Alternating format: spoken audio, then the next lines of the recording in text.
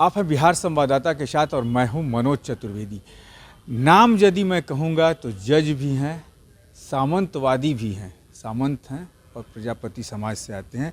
नाम है जज सामंत प्रजापति।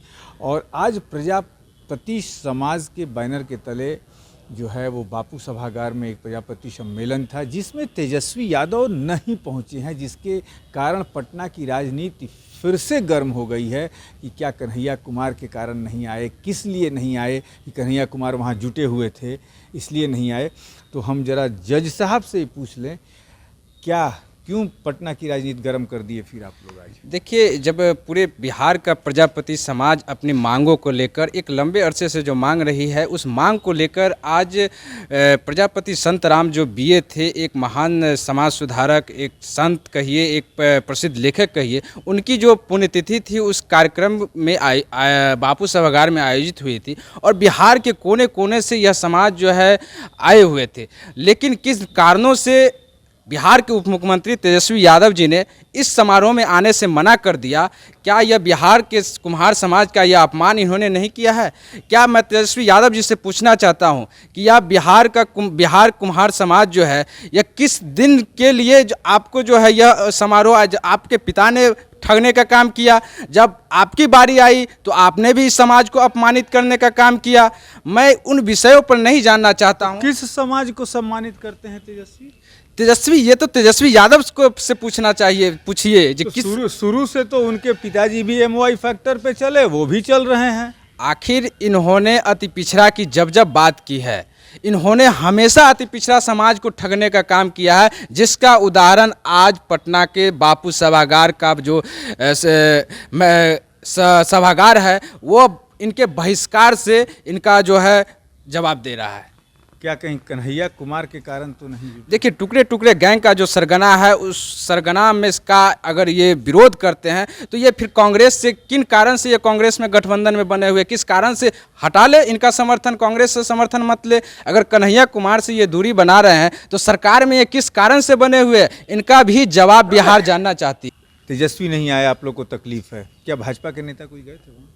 नहीं, हम लोग तो खुद यहाँ भारतीय जनता पार्टी जो है, आप सुबह से हम लोग का कार्यक्रम ये 9:30 बजे आयोजित था। इसमें हमारे बिहार विधानसभा के नेता प्रतिपक्ष आदरणीय विजय सिन्हा जी, बिहार भाजपा के प्रदेश अध्यक्ष माननीय सम्राट चौधरी जी इस कार्यक्रम में सभी लोग थे।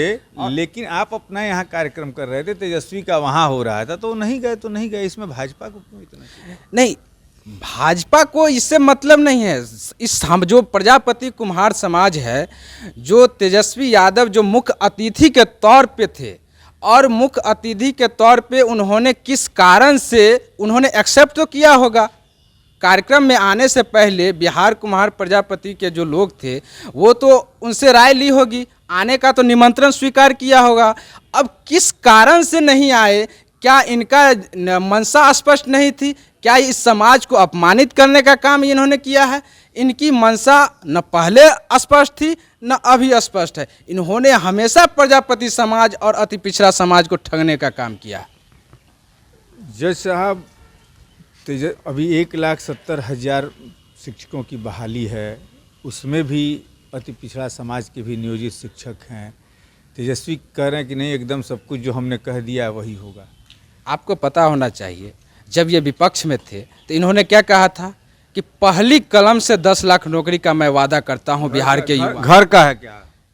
नहीं, घर का नहीं, तो किन कारणों से इन्होंने वादा किया था? आखिर मैं वो कलम ढूंढना चाहता हूं, वो कलम कहाँ है जिस कलम से ये 10 लाख नौकरी देने वाले थे? ये बिहार का युवा वो कलम खोजना चाह रहा है। और बिहार का युवा तेजस्वी यादव की वो कलम खोज रहा है जिससे इन्होंने कहा था कि पहला सिग्नेचर 10 लाख नौकरी पर करूंगा। और करीब 8 महीने हो गए, वो कलम अभी तक मिल नहीं रही है। और देखिए नाराज़गी किस तरीके से बढ़ते जा रही है। हाँ, कहिए अब आगे की बात। देखिए, जब ये विपक्ष में रहते हैं तो युवाओं की बात करेंगे, और जब ये सत्ता में आते हैं तो वही बिहार के युवाओं का इन्होंने छलने का काम करते हैं। आप देखते हुएगा, जब जाते हैं, जब गर्दनी बाग में जब बिहार का जो युवा है वो धरने पर बैठता है, जो तरह तरह के वादे करते हैं, जब ये सत्ता में आते हैं, जब इनके दरवाजे पर जाते हैं तो इनका डंडे मार के भगा दिया जाता है। ये बिहार वो भूला नहीं है पटना का डकबंगला चौराहा, जब इनके अफसर जो हैं वो तिरंगे में लिपटा जो युवक है उस पर इनके अफसर लाठी और डंडे से प्रहार करते हैं। बिहार का युवा आक्रोशित है और आने वाले समय चुनाव आ रहा है, फिर से आप लोग जातिवाद में बटिएगा, फिर से उन्हीं को वोट दीजिएगा। ऐसा नहीं है कि सिर्फ जज सामंत प्रजापति के कह देने से पूरा उनका समाज ही उनके तरफ वोट देने चला जाए। मैं ये नहीं कह रहा हूँ कि जज सामंत प्रजापति एक आह्वान करेगा और बिहार का युवा कुछ कर देगा।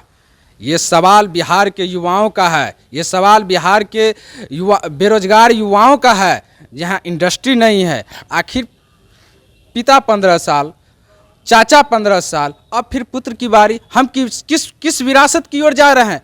क्या यह परिवारवादी के जंगल में चक्कर में फंसने वाला यह बिहार नहीं है? बिहार का युवा अब जानता है कि हमें बिहार को किस दिशा और दशा में ले जाना है। यह बिहार का युवा अच्छी तरह जानता है। और चाचा और भतीजे, अब पहले पापा फिर चाचा, अब पुत्र की बारी। अब इस जाल में बिहार का युवा नहीं फंसने जा रही है। अब चाचा, भतीजा, भौजाई और पुत्र के जाल में बिहार का युवा अब नहीं फंसेगा। आने वाले चुनाव में बिहार का युवा सबक सिखा के रहेगा। ये प्रजापति समाज के जो भाजपा के हैं नेता हैं, भाजपा के युवा जनता मोर्चा के, वो कह रहे हैं। और जहाँ तक युवाओं में फिर से नाराज़गी बढ़ रही है तेजस्वी यादव के प्रति, जैसा कि आपने बानगी देखी, इन्होंने सुनाया भी। अब आगे आने वाले समय में क्या कुछ होगा, नियोजित जो शिक्षक हैं वो परीक्षा देंगे कि नहीं देंगे, क्योंकि एक हाई लेवल मीटिंग आज फिर चल रही है अभी कि नहीं इसे रोक दिया जाए नई नियमावली को, क्योंकि बहुत ज़्यादा नुकसान होने की संभावना है। उस पर भी हमारी नज़र रहेगी। लेकिन आप बने रहिए हमारे साथ। मनोज चतुर्वेदी, पटना।